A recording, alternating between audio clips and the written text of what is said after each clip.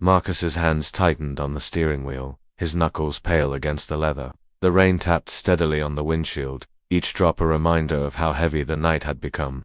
Beside him, Lila's silence pressed harder than any words. She stared out at the slick streets, her reflection fractured in the passenger window. Elijah's asleep, she whispered finally, her voice thin and almost breaking. Marcus nodded, eyes fixed ahead. Good, let him dream something better than this. The car's headlights sliced through the drizzle, revealing brief flashes of neon signs and boarded-up storefronts. Each flicker of light seemed to mock their exhaustion, illuminating their unease for just a second before plunging them back into shadow. You think they'll stop? Lila asked, almost to herself, or follow us all the way home? Marcus hesitated.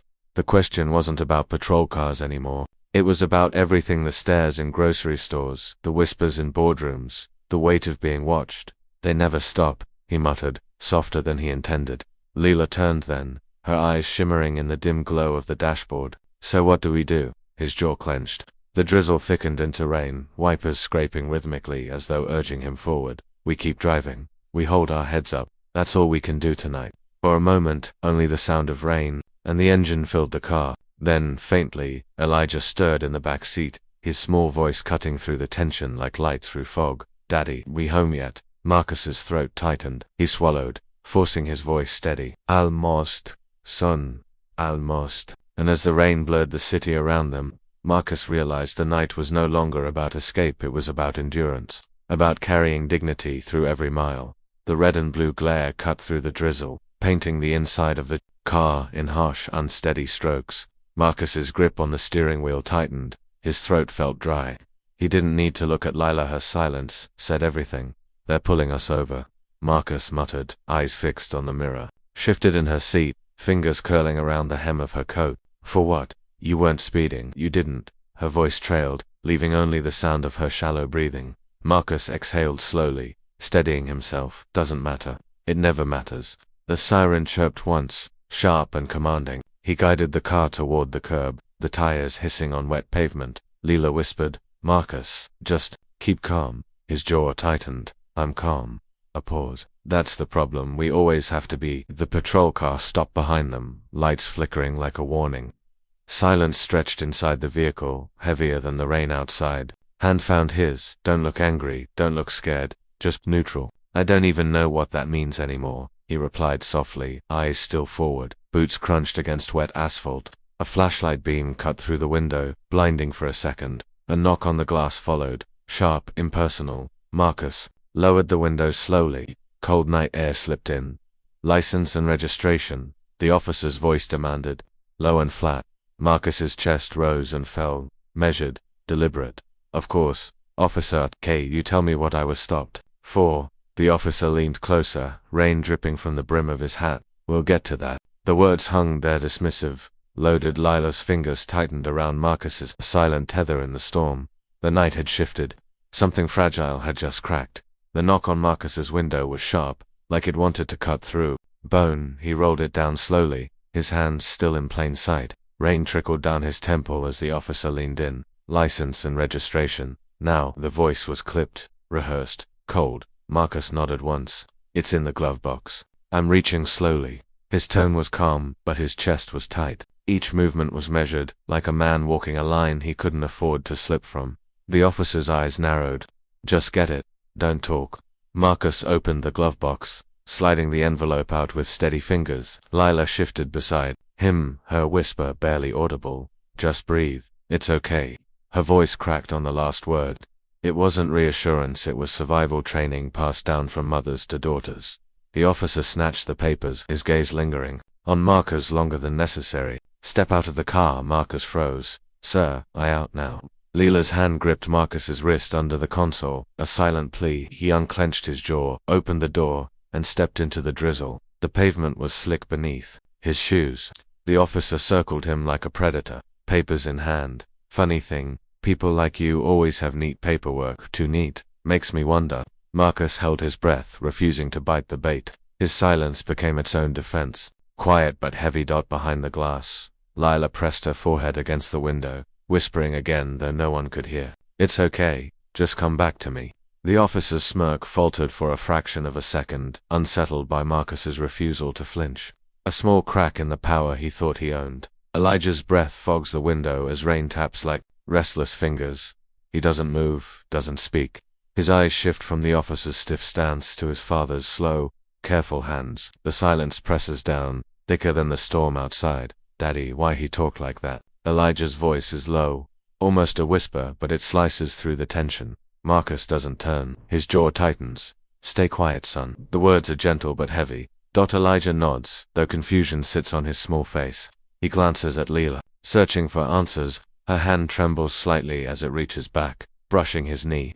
It's okay, baby, she murmurs, though her tone betrays the lie. The boy studies the officer again, the sharp command, the hand hovering near the holster, all imprints in his young mind. He sees not just authority, but something colder.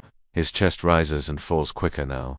Did we do something wrong? Elijah asks, louder this time. Marcus exhales, a breath held too long.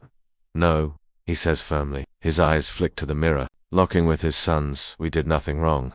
The officer shifts, impatient. Is there a problem back there? Marcus answers, without breaking Elijah's gaze. No problem. His calm is a shield, fragile but steady. Elijah swallows hard. The weight of the moment settles, inner child realizing rules bend differently for people who look like him. He says nothing more, but the silence speaks. He has understood, and in that silence, Marcus feels the ache of fatherhood protecting innocence while knowing it cannot stay untouched. Elijah watches, listens, and learns, far sooner than he ever should. The silence in the car feels heavy, but Marcus breaks it with a low voice, almost like he's speaking to himself. This ain't the first time. His hands rest still on the wheel, knuckles pale, eyes fixed straight ahead. Lila shifts, her tone sharp but weary. How many times do they get to write the same story with us inside it? Marcus exhales slowly. Too many. Remember last winter, pulled me over, said my taillight was out. Light wasn't broken. His voice hardens, yet it trembles underneath. They searched the car, right there in the rain. Nothing to find, of course. Still left me, standing in the cold like I was nothing. Lila stares at her hands folded tightly in her lap. And the office, the whispers, the questions about where I'm really from. The smiles that don't reach their eyes. Her throat tightens, but she pushes through. I used to think if I worked twice as hard, if I dressed a certain way, maybe it'd stop, but it never does, Marcus. It just hides under polite voices. He turns his head slightly, meeting her gaze in the dim reflection of the rearview mirror. It's like a tally they keep. Not on paper. On us. His voice softens, the weight of years pressing into each word. Every look, every threat that don't sound like a threat until you feel it in your bones. Elijah shifts in the back seat, sensing the truth between their words, though none of it is meant for him. The car hums with silence again, broken only by Marcus's whisper. This ain't new. Tonight's just another page in a book they've been writing long before us. Lila closes her eyes, her grip loosening just slightly. But maybe tonight, we don't let them finish the chapter. The taller officer's voice came clipped, sharper than before. Stay in the car, both of you. His hands twitched at his belt, not quite steady. Marcus met his eyes and said nothing. Silence pressed heavier than any shout. Lila's hand brushed his arm, a quiet anchor. You think ignoring us makes you safe? The second officer muttered, though his gaze shifted nervously to the houses nearby, blinds half drawn. For the first time, Marcus noticed a falter in the man's tone, a hairline crack in the wall of authority. Inside, Marcus felt the familiar burn of humiliation, but tonight it mixed with something different. Clarity. He realized their words weren't commands anymore. They were defenses. You're shaking, Marcus said, barely above a whisper. The taller officer froze, his jaw locked, but his fingers betrayed him, tapping against the holster in uneven rhythm. Lila's voice cut the air, soft but steady. Every neighbor can see this. Every camera. Are you sure this is the hill you want to stand on? No one moved. The silence deepened, dragging seconds like hours. The officers, men who prided themselves on control, suddenly seemed small, posture rigid, but eyes darting, afraid of being seen too clearly. The younger one cleared his throat. Don't try to turn this into something it's not. His words stumbled, conviction thinning with every syllable. Marcus leaned back, his restraint deliberate, almost mocking.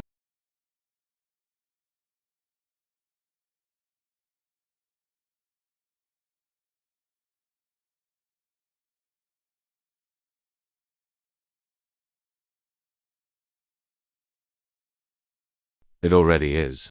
The taller officer's lips parted as if to fire back, but nothing came. Just a long exhale, shaky, betraying the collapse they couldn't hide. And for the first time, power shifted not with noise, but with the quiet weight of composure pressing them into silence. Marcus's voice was even, almost too steady for the storm that pressed against him. "You've said what you came to say," he murmured, his tone neither sharp nor soft. His eyes, however, carried the weight of years of swallowed rage. The taller officer leaned forward, jaw tight. "Don't test me. You think calm words make you untouchable." His fingers twitched near his belt, a restless motion betraying the authority he claimed to own. Lila placed her hand lightly on Marcus's arm. "Just breathe," she whispered, so faintly it almost dissolved into the silence. Her touch wasn't just comfort, it was control. She knew the room didn't need fire, it needed steel wrapped in quiet. The second officer smirked, but his smirk didn't hold. "Yeah, listen to her," he said, though his voice cracked faintly at the edges. He shifted his stance, the false bravado straining under Marcus's refusal to engage in the game. Marcus nodded once, slow and deliberate. "I am listening," he said, "always listening." Each syllable landed like a brick, unshaken. The pause stretched. The officers' voices grew clipped, their tone harsher, but their footing less certain. They tried to provoke. Marcus didn't rise. Lila's gaze held steady on them. "Or we're not moving, and we're not bending," she said softly. "You can stand here all night if you want." A silence followed, not empty, but loaded. The officers, armed with power and badges, seemed suddenly exposed by the quiet refusal before them. Their threat was loud, their control fragile. The air thickened. Even without raising his voice, Marcus began reclaiming the space. The shift was invisible yet undeniable, the balance of power cracking under the weight of restraint. Elijah's legs dangled just above the floor, swinging with a restless rhythm. The officers loomed larger than life, but his gaze fixed on Marcus.com despite their threats. Silence pressed heavy, until Elijah whispered, "They keep shouting, but you don't shout back." His voice was small, but it carried. The room shifted slightly, a pause lingering in the air. Marcus glanced at him, eyes soft. "Sometimes shouting isn't strength, son. Sometimes it's just noise." One officer scoffed, stepping forward. "Kid, you don't know what's going on here. Best stay quiet." His words cracked faintly, irritation slipping through. Elijah straightened, spine stiff with something unpracticed yet steady. "I know enough. I know you're scared. That's why you're yelling." The boy's tone was fragile, but his words sliced deeper than he realized. A murmur passed through the bystanders. Lila's hand pressed lightly on Elijah's shoulder, a quiet reassurance, though her own lips trembled with pride. The officer's jaw tightened. His retort stuck behind clenched teeth. Marcus didn't gloat, didn't move. He only breathed slow, his silence making the man's anger feel small. "Why don't you answer him?" Elijah asked, eyes still fixed. "If he's wrong, say it." The officer looked away first. The smallest boy had cornered the largest presence in the room with nothing but truth. Inside, Marcus felt his chest tighten, not from fear, but from the weight of realization. Strength had just shifted, not in fists or force, but in a boy's fragile courage, daring to call out what grown men couldn't. The quiet defiance from Elijah was more than a whisper. It was the first spark of collapse in their authority. A seed of justice planted in plain sight. ChatGPT said. The officer's hand tightened on his belt, but his voice carried more edge than authority. "You think sitting quiet makes you smart. You think you're untouchable." His words cut the air, yet his eyes darted, betraying hesitation. Elijah didn't move, his silence pressing heavier than any answer. Beside him, his mother's hand rested gently on his arm. She whispered, "Steady, stay calm, baby." The other officer leaned closer, voice rising. "You people always play the victim card. But out here, it doesn't work." His attempt at dominance rang hollow, too rehearsed. The couple noticed it, so did bystanders gathering at a distance. Phones lifted, recording silently. The father's voice broke through, low but piercing. "Is this how you protect families? By threatening children?"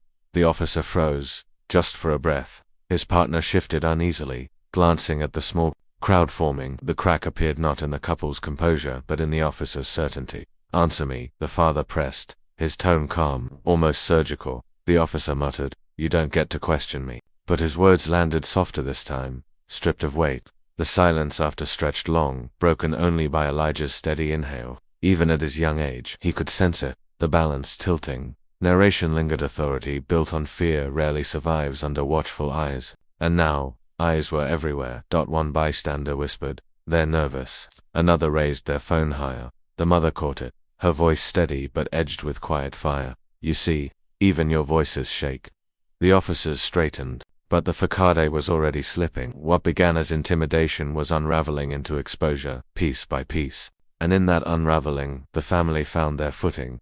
The scene held in silence, the shift undeniable.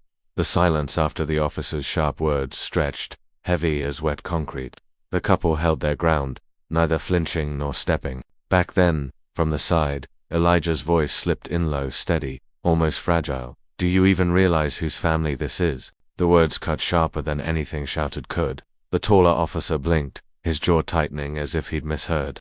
The other shifted uncomfortably, his hand lowering from his belt. The father didn't move. His eyes flickered to his son, surprise breaking through the calm mask he'd worn all evening. The mother's breath hitched, her hand reaching slightly but stopping midair. "Kid," the taller officer muttered, voice suddenly unsure. "What are you talking about?" Elijah didn't answer right away. He just looked at them, his silence turning into something heavier than their threats. He repeated, quieter but sharper, "This is my family." It wasn't a declaration, it was a warning. The officers froze. For the first time, their practiced confidence cracked. One cleared his throat, the sound too loud against the night air. "Listen, we're just doing our job," the second officer said, though his voice betrayed him. The father finally spoke, his tone measured, low. "No job requires tearing dignity from people, and you both know it." The taller officer opened his mouth but closed it again, shifting his weight back. The sirens from another street faded into the distance, leaving only the sound of rain tapping against the pavement. The boy's quiet defiance lingered, filling the air like a storm waiting to break. The balance had shifted. Their authority, once loud and certain, now hung by a thread, and they knew it. Marcus's voice broke the silence, low and uneven. "This isn't the first time, not by a long shot." His eyes stayed fixed on the flashing lights outside, almost as if they were echoes of nights he wanted to forget. Lila's hand trembled as she smoothed her dress. "You remember that night, don't you, when they pulled us over for a busted taillight?" Guns out before a word was spoken. She paused, the memory cutting sharp. Elijah was just a baby, crying in the back seat, and they didn't even care. Marcus swallowed, his jaw tight. "I remember every second of it. How they shoved me against the hood while you begged them to let you hold our son." His breath caught, rage and grief blurring together. "And they laughed." The room seemed smaller as silence settled again, heavy and suffocating. Lila whispered, "It's never just one moment, it's all of them. The co-workers who smile to your face but never see you as equal. The neighbors who pretend not to notice you exist. Every cut so small on its own, but together," her voice cracked, "together it bleeds you dry." Marcus finally turned toward her, his eyes softening. "That's why we stay calm. Why we don't shout. Because they're waiting for us to slip, waiting for a reason." He exhaled slowly. "And I won't give it to them." Lila nodded, though her lips pressed into a thin line. "But calm doesn't mean we've forgotten. It doesn't mean it didn't scar." The faint hum of the sirens outside seeped through the window, a cruel reminder. Both of them sat still, the weight of unspoken years pressing down, until Marcus murmured, almost to himself, "Every shadow has a history, and they keep chasing us." The air outside felt thick, though no one spoke. Curtains shifted, blinds tilted, just enough for glances to slip through. Marcus noticed first. "They're watching," he murmured, his voice barely carrying. Lila didn't look. They always watch, never move. Across the street, Mrs. Holloway's curtain twitched. A faint shadow lingered, then retreated. Next door, a teenager peered from a cracked window, whispering to someone hidden inside. Their silence was louder than words. Marcus swallowed. "Do you think they'll say anything?" "Say what?" Lila's tone was flat, restrained. "But they saw two cops pressing us down for nothing." That they heard every word but stayed quiet because it's easier. The officers, still standing stiff, didn't glance at the houses. They didn't need to. Fear had already done the work. "Funny thing," Marcus said, his lips tight. "We live here, but somehow, we're the ones on display." Lila finally turned, catching another flicker of movement. A neighbor froze, as if even eye contact might betray complicity. "It's not that they don't see," she whispered, almost to herself.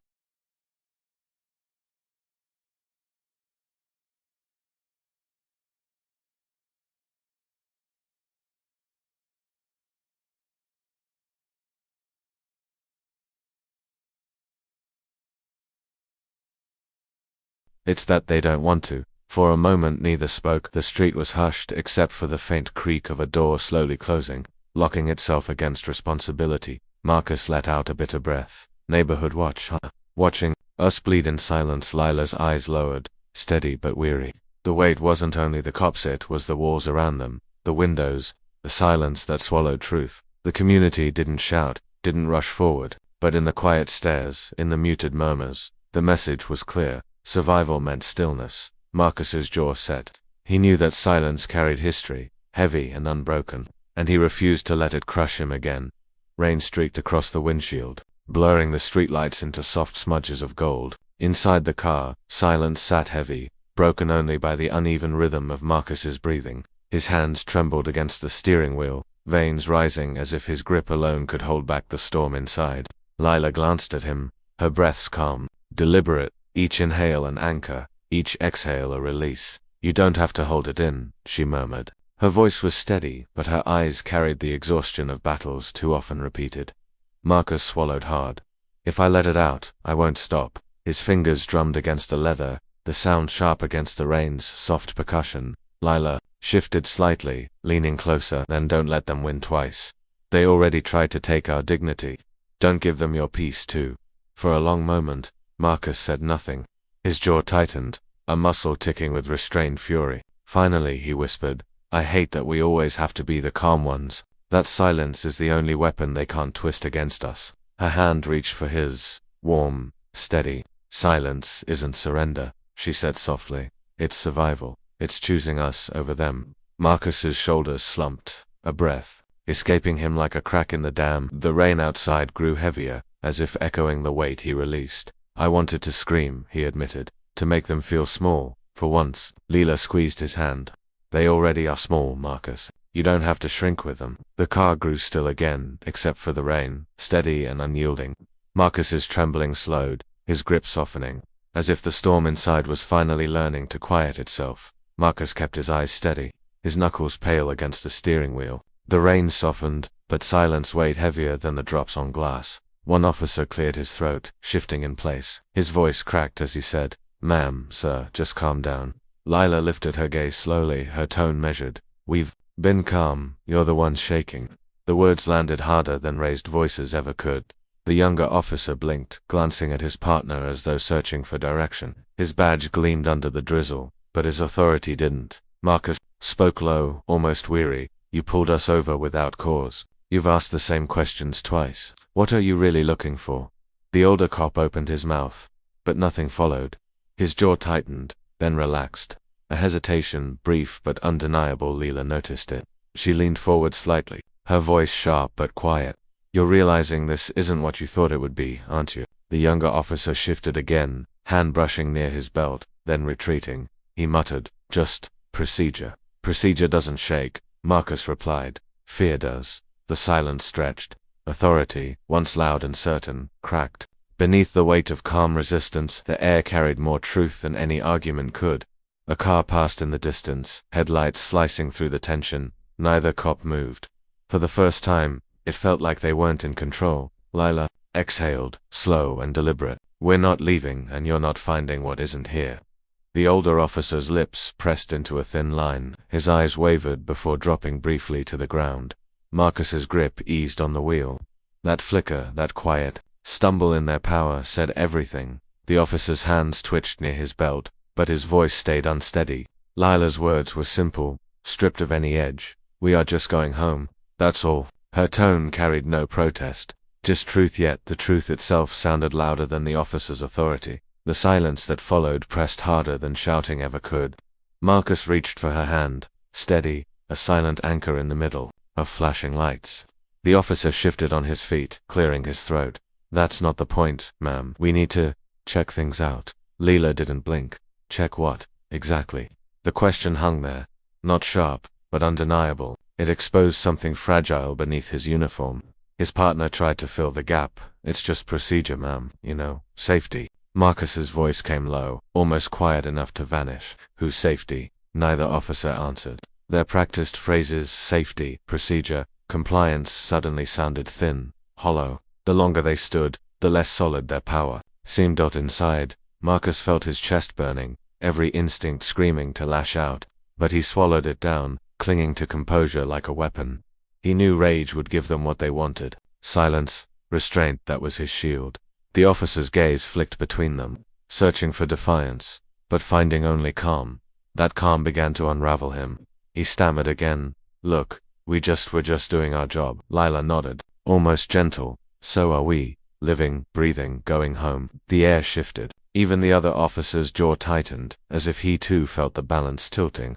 Authority no longer filled the space, it shrank under the weight of a woman's quiet insistence. The lights still flashed, but power had already started to dim. Elijah's small voice cut through the silence, sharper than any command. "Why are they so scared of us?" The words landed like a stone dropped in still water. The officers froze. For a second, their authority faltered. Lila lowered her gaze to her son, brushing her hand across his shoulder. "Baby," her voice trembled but carried steady warmth. "They don't understand us, that's all." One of the officers shifted uncomfortably. "Kid, you don't know what you're talking about." His voice lacked the force it carried. Before, Elijah's eyes widened. "But we didn't do anything, we were just driving home. Why are they yelling like we're bad?" His tone was not accusing, only puzzled, cutting deeper than anger ever could. Narration unfolded quietly in the space between breaths. Children had a way of seeing through walls adults built around themselves. What Elijah saw was not procedure, but fear wearing a badge. The second officer cleared his throat. It's not like that." Yet his hands flexed nervously at his sides, betraying cracks beneath his composure. Lila leaned in closer. To her son, "Sometimes people act out of fear, not truth. Remember that." Her calmness seemed to echo louder than the officer's presence. Elijah tilted his head, watching them with a child's unfiltered gaze. "They're scared of us just 'cause we're different." The words lingered, undeniable. Neither man answered. Silence stretched, heavy and raw, carrying more truth than anyone dared speak aloud. The officers averted their eyes, as if the boy's innocence had stripped them bare. Lila tightened her arm around Elijah, her quiet strength reclaiming the space. For the first time, power shifted without a raised voice. Only a child's question echoing into the night. The silence stretched longer than it should have. Elijah's question still hung in the air, delicate yet unshakable. His father shifted, lowering a hand to his son's shoulder, steady but wordless. The officer's two men, once rigid and forceful, now seemed caught between their authority and the piercing clarity of a child's voice. "You hear him?" Marcus finally spoke, his tone low but certain. "Even he can see it. A kid shouldn't have to." The older officer's jaw tightened. "We're just doing our job." But the words fell flat, defensive, stripped of their usual command. Gaze stayed locked on them. He wasn't trembling, wasn't angry, just steady, the kind of steadiness that unsettled grown men. The phone in the crowd clicked on its red light blinking. Someone whispered, "It's all recording." That murmur shifted everything. The younger officer's hand twitched at his belt before falling uselessly to his side. His glance toward his partner carried the weight of hesitation, doubt crawling in. For the first time, the couple felt the ground tilt toward them, faintly but unmistakably. "Look at him," Aisha said softly, motioning to her son. "Do you see a threat? Or do you just see what you want to see?" The older officer's silence answered more than his words ever could. Around them, bystanders leaned closer, phones rising, their faces reflecting something between outrage and relief. What was once a quiet standoff was becoming a where the wrong move would live forever online. Elijah's stillness, his small defiance, had shifted the balance, and though no one declared it, everyone felt it. The officer's dominance was cracking. The camera lenses caught the fracture, each blink of red light tightening the grip of truth that could no longer be hidden. The red and blue lights pulsed against the night, but it was the white glare of phones raised high that made the officers stiffen. Every angle was covered, every twitch caught. What once felt like control now sat heavy as exposure. Elijah's father kept his arms crossed, saying nothing, while his wife whispered, "Just breathe." "Sir, put that camera down," one officer barked, his voice sharper than before. "No," a bystander muttered, not lowering his phone. "We're not blind anymore." The officer's jaw tightened. His partner shifted, avoiding eye contact. It was the smallest tell, but it cracked the illusion. Their dominance wasn't unquestioned, now it was documented.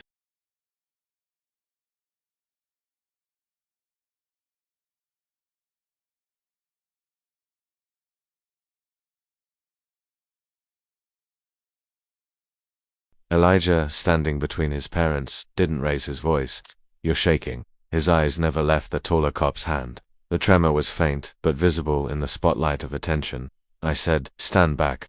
The officer snapped, but his words carried less force, broken by hesitation. The crowd pressed closer, silent but steady. No chants, no shouts, just the sound of recording. Phones reflected faces, mothers clutching children, men with folded arms, young teens leaning forward as if history was unfolding right there.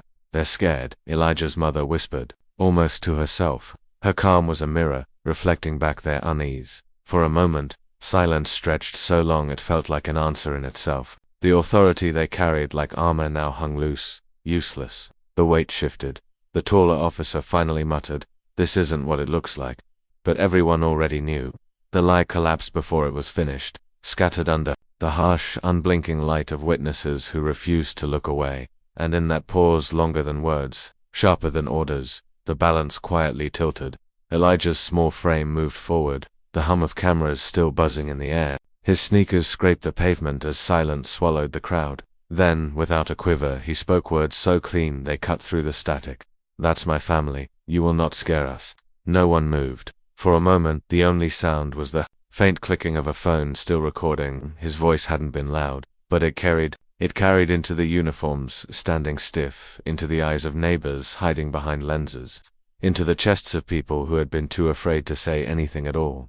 One officer shifted. His jaw tightened.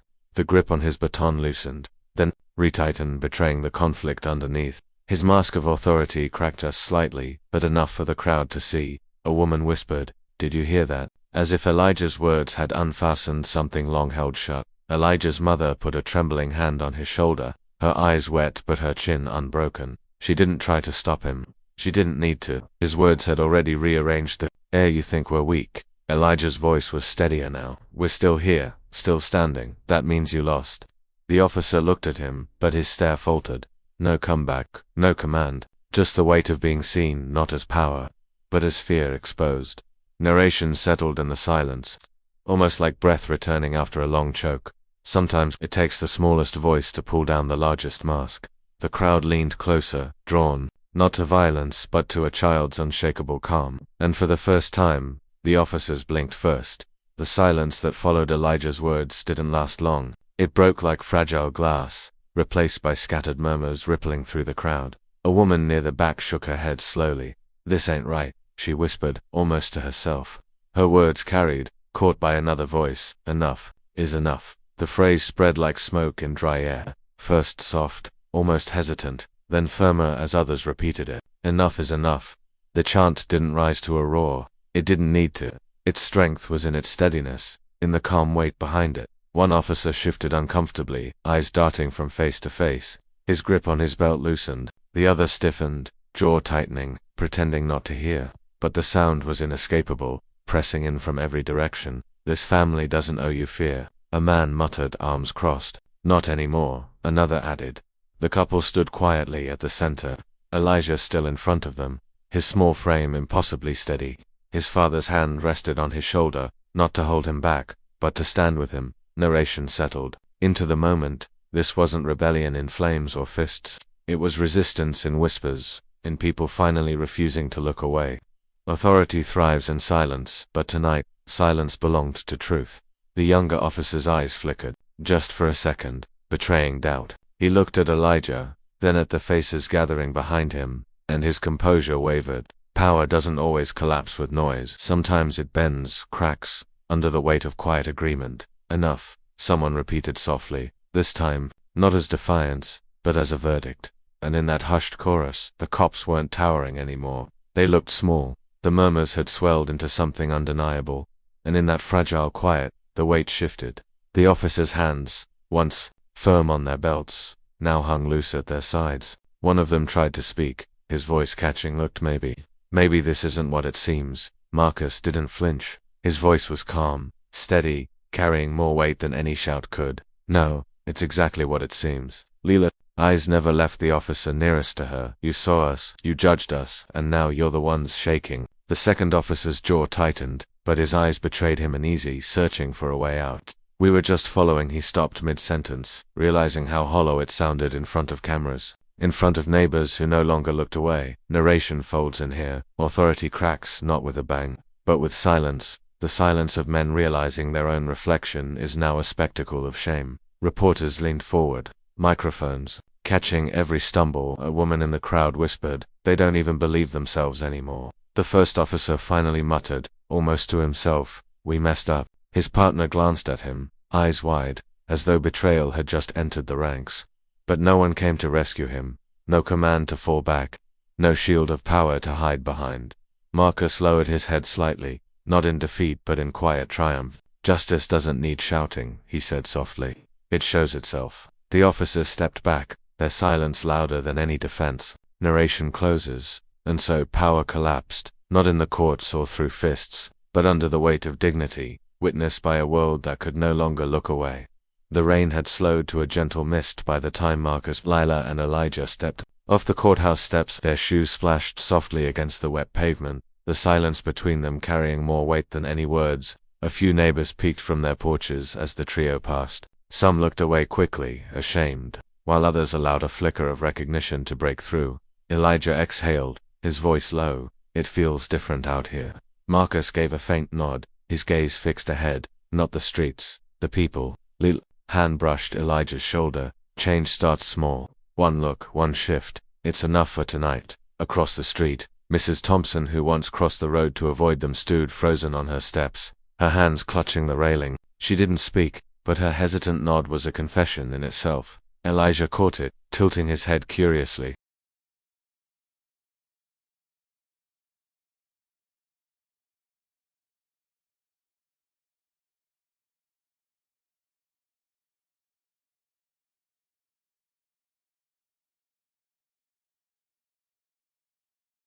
"Did you see that?" he asked. Marcus answered without breaking stride. "Yeah, silence has a way of speaking when words fail." They turned a corner, passing under the dim glow of streetlights. The rain tapped on their coats like a quiet rhythm from a nearby window. Curtains moved, eyes watching, weighing, perhaps even questioning long-held beliefs. Lila broke the silence. "They'll never admit it out loud, not yet, but something cracked tonight. They saw what dignity looks like and what fear really is." Marcus slowed his pace, letting the words settle. "Then let them wrestle with it. We don't need their applause." Elijah looked between them, his young face carrying both hope and weariness. "Do you think they'll change?" Marcus finally stopped, turning his gaze upward at the misty night. His reply came like a whisper, steady but sure. "They already have," ChatGPT said. Phones buzzed against the quiet hum of the night. Marcus set his umbrella down, shaking droplets from his jacket. Lila slipped off her shoes by the door, the faint sound of Elijah humming filling the room. Then, one after another, soft dings cut through the silence. Marcus reached for his phone. "It's from Andre. He saw what happened. He says he's proud of us." His voice carried disbelief, as if such words felt too heavy to hold. Glanced at her own screen.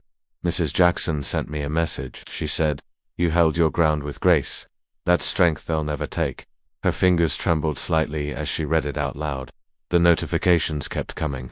Short lines, unfinished thoughts. Yet each carried weight. A colleague wrote, "You reminded me why silence can't be an option." A stranger saw the video. "Your calm said more than their anger ever could." Marcus sat back, staring at the glow of his phone. "Funny," he murmured. "When you're out there, it feels like the world's against you. But then, this." Lila leaned closer, her voice almost a whisper. "It's not victory, not yet. But it feels like a crack in the wall." Elijah looked up, eyes wide. "Does this mean people know that they saw?" His parents exchanged a long glance. Marcus finally nodded. They saw son, and they're speaking. The room grew quiet again, but it wasn't the silence of fear. It was steadier, fuller, like the pause after a storm. Lila set her phone down, her words barely above breath. Maybe dignity really does echo louder than hate.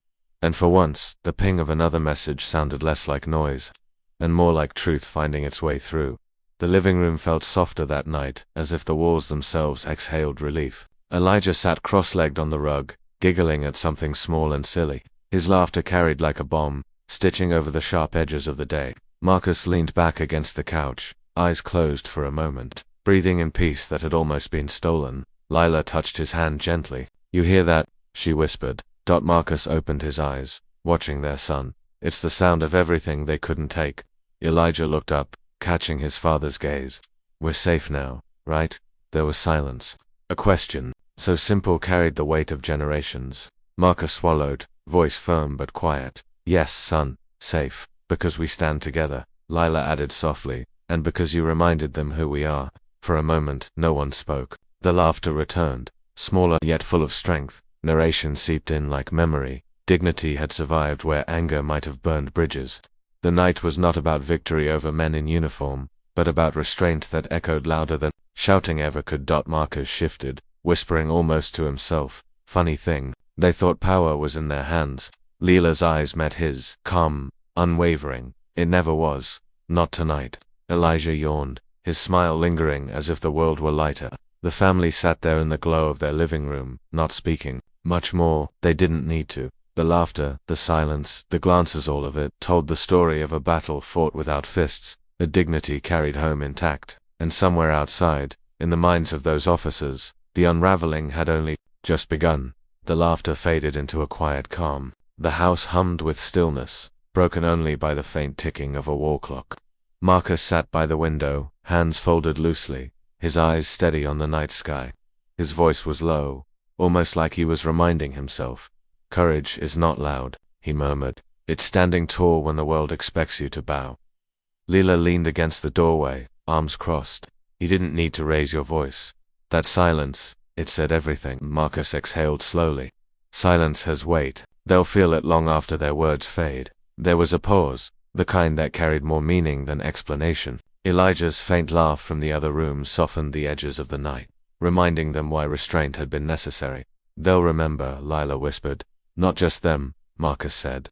"Others too. When arrogance stumbles, people notice. Maybe they'll start questioning what they've been ignoring." The room carried that thought, heavy yet calm. He had not broken, not bent, and in that refusal there was a lesson sharper than anger. He closed his eyes briefly, as though releasing the day's weight. "Strength," he said softly, "isn't in shouting. It's in knowing you could, and choosing not to." The words settled like a quiet verdict. Outside, the night stretched wide, indifferent yet strangely affirming. Inside, Marcus felt something. Shift, not victory, not triumph, but a deeper kind of peace. His dignity had spoken louder than rage ever could. He glanced at Lila, her steady gaze mirroring his own calm. The silence between them was not empty. It resonated, and in that silence, courage stood unshaken, unforgettable.